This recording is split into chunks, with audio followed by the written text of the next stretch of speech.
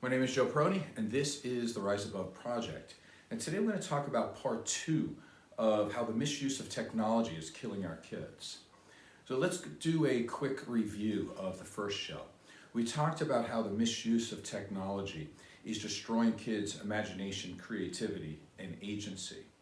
We also talked about the difficulty in treatment plans when we have therapists who are using vision boards and dream boards when the child has not really developed any creativity and imagination in their life.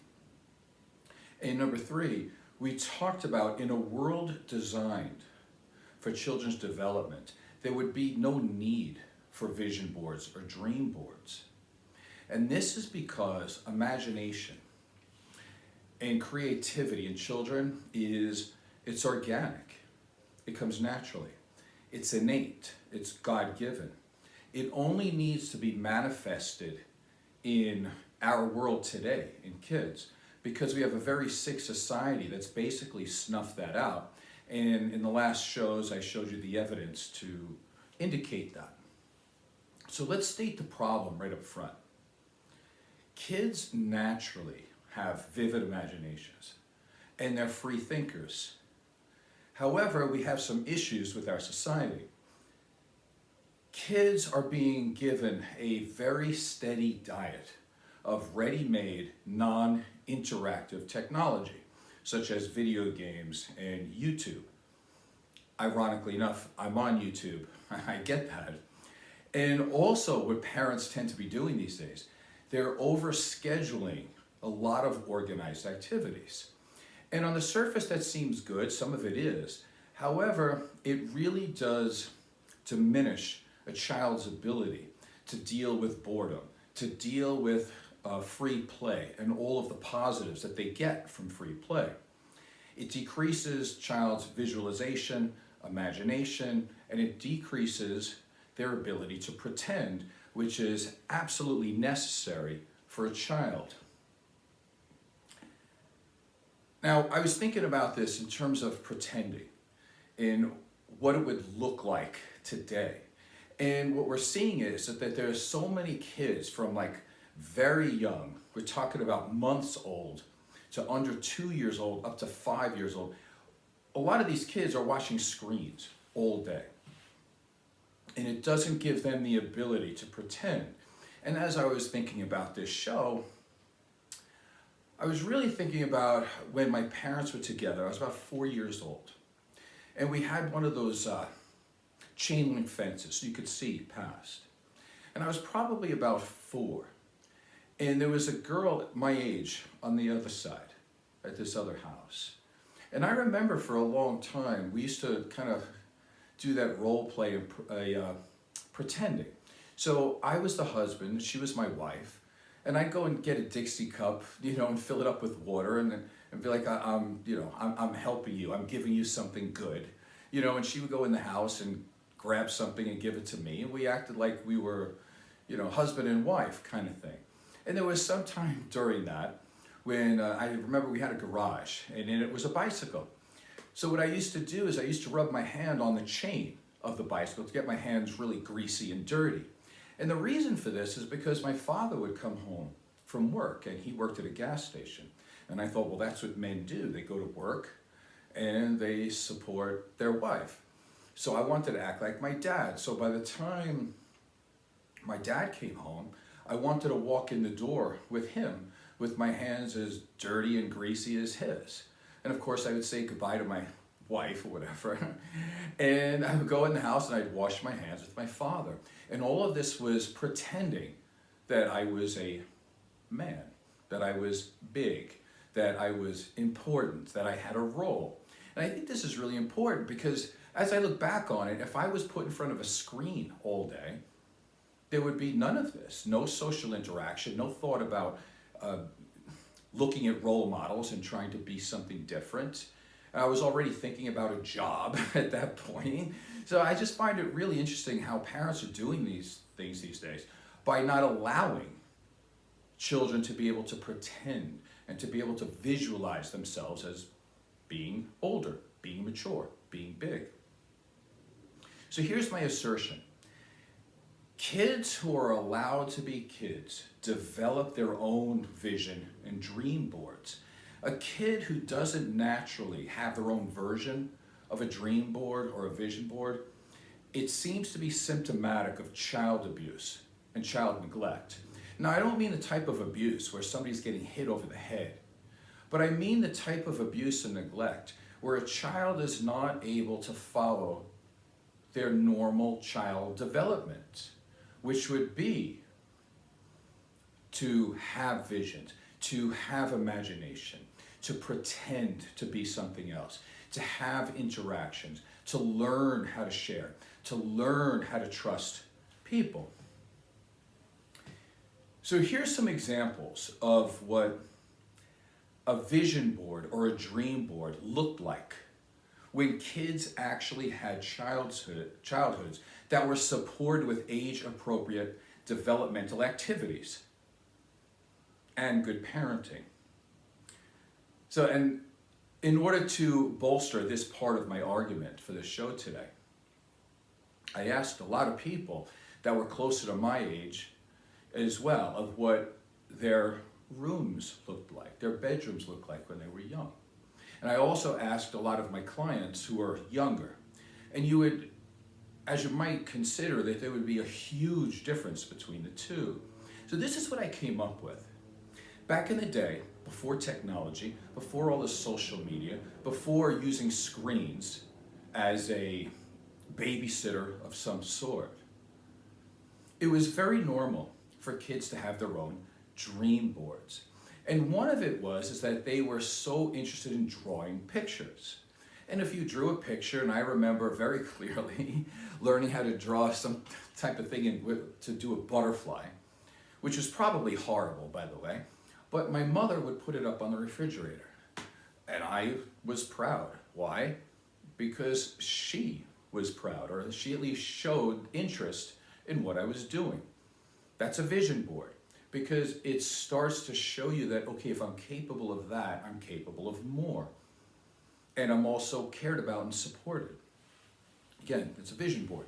What else? I remember looking at my bedroom when I was younger. We had posters everywhere.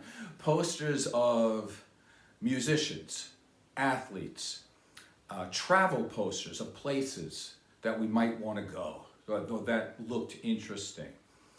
We had hobbies. One of the things I remember is when I was very young, again, my parents were married at this time, so it was probably somewhere between 4 or 5. My father used to be into racing cars. So of course I became interested, and I would look at his magazines. And one of the things I got really interested in is with this one guy who was a really good driver. And his name, if I remember, actually I do remember it, Don the Snake Prudhomme. And I loved him because of the name, the snake. I thought it was cool. There was a picture of a snake on his car and all that. So I cut out the picture and I put it on my wall. And I'm going to be like, yeah, that's who I want to be. I want to be a driver like Don the Snake Prudhomme. And my father, because so I had a picture of my father up on the wall too. And he said, you know who beats the snake? I said, no. I said, other than you, who can beat the snake? He goes, well, a mongoose. A mongoose can beat a snake. And he says, well, there is a driver named the Mongoose.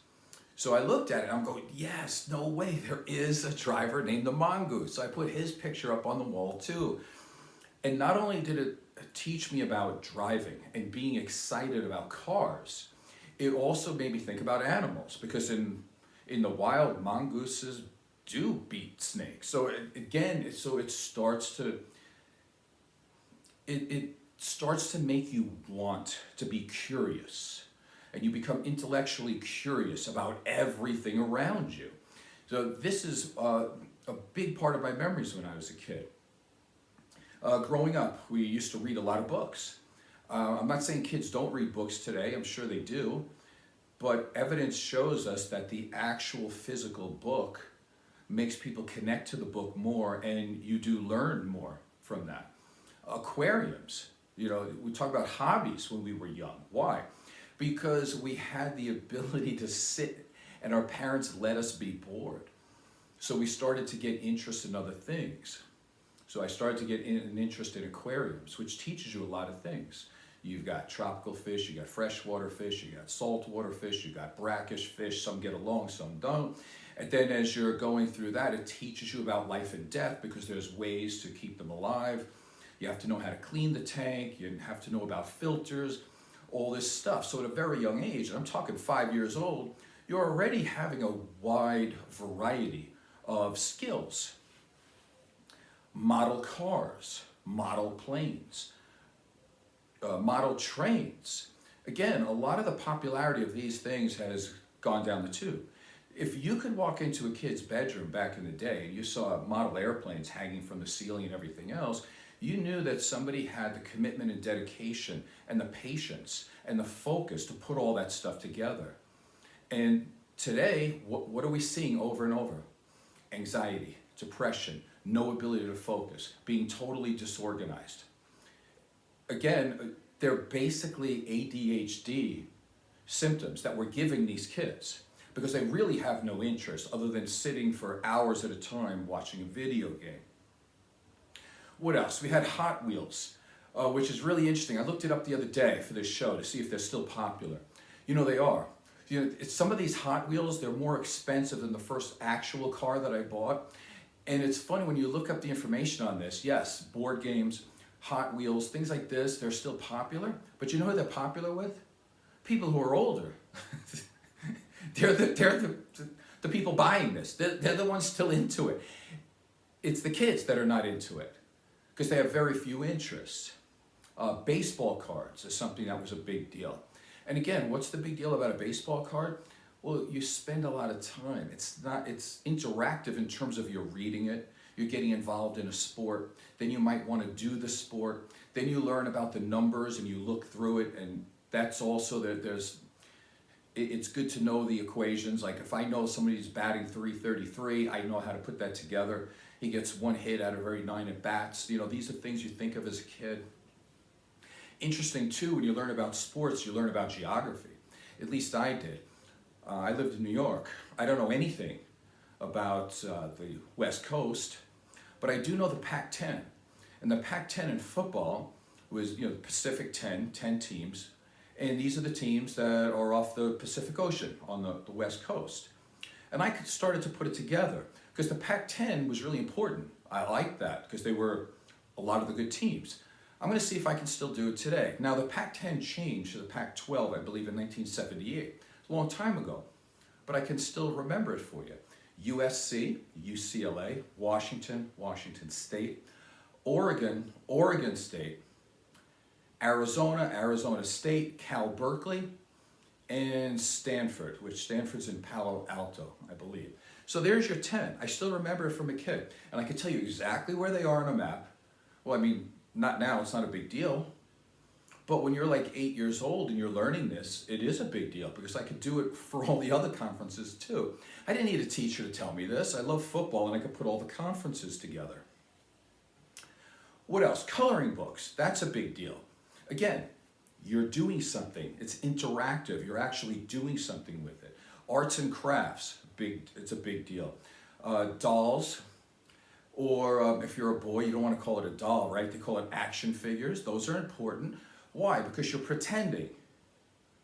Now, I remember with my Hot Wheels cars, if I was ever angry at my dad, I would always give my dad, like he was one of the cars. And if I was angry, he would always lose the race. But if I was happy with my dad, then he would win the race. But all of this are things that kids need to go through to have normal child development. What else? Blacklight posters, I remember. Let's see, in terms of pretending, I remember being at my cousin's house and we had nothing. Like we would have a picnic bench in the backyard. And then there was a garage, and I think there was like some old refrigerator in the garage that it wasn't plugged in or anything, it wasn't used. But with that, we could have a great time all afternoon because we would play games like restaurant. Like we'd have somebody fake it to come over and be like the waiter or the waitress, and they would take everybody's order, and then they would go into the garage and make believe they were going into the refrigerator and coming back out and giving drinks. And even if we didn't have Dixie cups or whatever, we would make believe. And I know it sounds stupid when we're older, but when you're young, it's extremely important to go through all of this. Again, imagination and creativity in children is more highly correlated to success later on in life than IQ. So it's very important that we do this. So what am I getting at here? What I'm getting at is, and I'm going to do this in other shows, but I don't care what society says about this technology being the end all and the be all. It's not. It's destroying kids' development.